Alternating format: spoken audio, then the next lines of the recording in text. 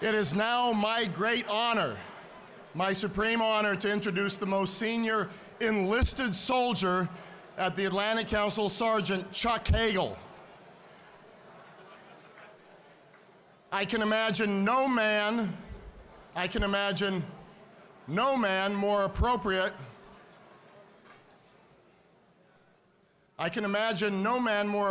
to present the next award than the most senior enlisted individual at the Atlantic Council, Sergeant Chuck Hagel. Joe and Mika already listed Senator Hagel's many credentials, from his 2 terms in the Senate to his Georgetown Distinguished Professorship. Let me introduce you to another Chuck Hagel.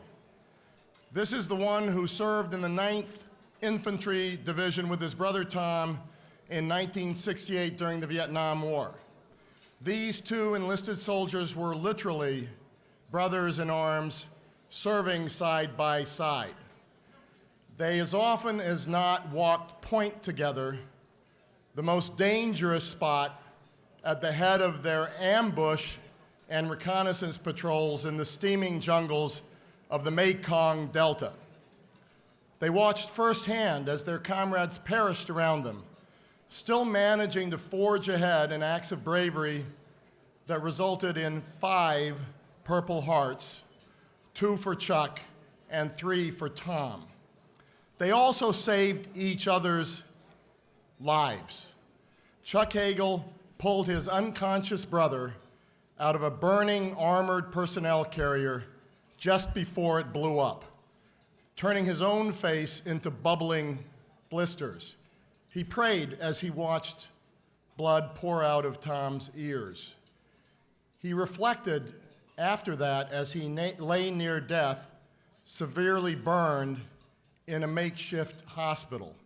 Quote, "I made a promise to myself," he writes in his excellent book, "that if I got out of that place and was ever in a position to do something about war, so horrible, so filled with suffering, I would do whatever I could to stop it. I have never forgotten that promise," unquote. Senator Hagel understands the commitment and sacrifices we honor this evening because he has made them. He understands how difficult it is after war to rejoin society because he did it. He understands the physical and psychological traumas that Prince Harry has spoken of so eloquently.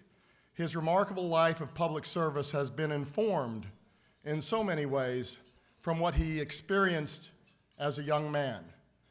Sergeant Hagel, Mr. Chairman, we of the Atlantic Council salute you.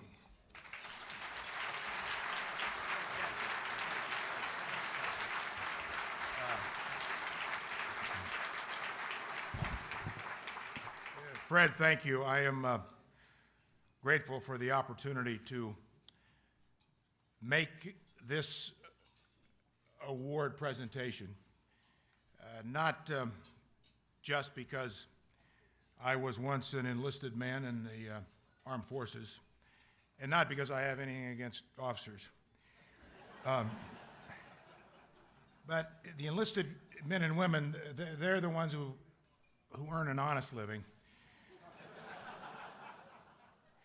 You know, when I was in the Army, generals used to paralyze me and scare the hell out of me. That no longer is the case, but sergeant majors do. That's right, you're former sergeant major over there. But they are, our enlisted men and women deserve special recognition, not slighting our officers and those who also dedicate themselves to our country, to making a better world. But tonight we honor the enlisted men and women in our armed forces. And I might add, because represented here tonight are so many ambassadors from all over the world. And each of those ambassadors represents a nation with an armed force.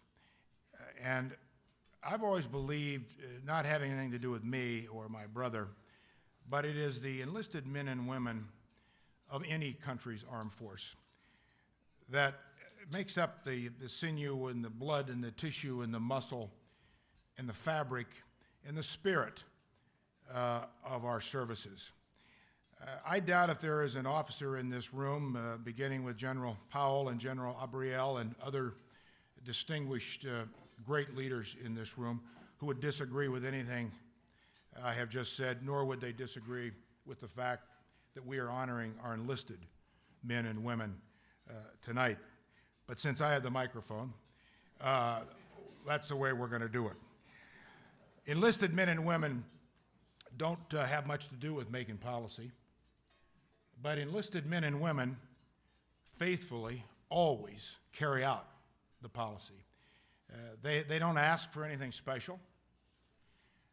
It is the enlisted men and women and their families that are the ones who really take a tremendous amount of the brunt of active duty work and make a tremendous amount of the sacrifices. And again, I doubt if there is a general or his or her spouse in this room that would question that. I thought Prince Harry's comments about families was particularly important, and I want to thank Prince Harry and his brother Prince William for what they continue to do in recognizing our men and women in uniform all over the world. Men and women who serve in the armed forces do it because they believe in something. They believe in a noble cause. They believe in their country. They believe in the security for their country, but they believe in something deeper and bigger than that. They believe in a better world. They believe they can help make a better world. And after all, regardless of the service, the military service or the NGO service, or what Paul Polman talked about tonight in the corporate leadership universe, it is about service. It is about making a better world. It is about leaving behind a better world. And it's about young people. We understand that, and we know that. Every parent in this room understands it very well. And so to recognize these quiet, unacclaimed heroes of our armed forces is the right thing to do. It, I think, balances very well the other honorees tonight. It recognizes, yes, the sacrifices and the service of these men and women and their families, but it makes a statement about who we are. Any man or woman who has served his or her country in uniform know that those individuals are the ones who most hate and detest war. But they also understand that a strong defense, a strong security is vital to building a bridge to a better understanding. It is about that platform building that I referred to in my remarks earlier tonight. Now, I am going to ask a very distinguished individual, the senior enlisted advisor to the chairman of the Joint Chiefs of Staff, to come up here in a moment. But I want to tell you just a bit about him as Sergeant Major Brian Battaglia will come up here and receive the award along with other enlisted men and women on behalf of all the enlisted men and women in our armed forces. Marine Corps Sergeant Major Brian Battaglia is the senior enlisted advisor to the chairman of the Joint Chiefs of Staff. He is the senior non-commissioned officer in the United States Armed Forces.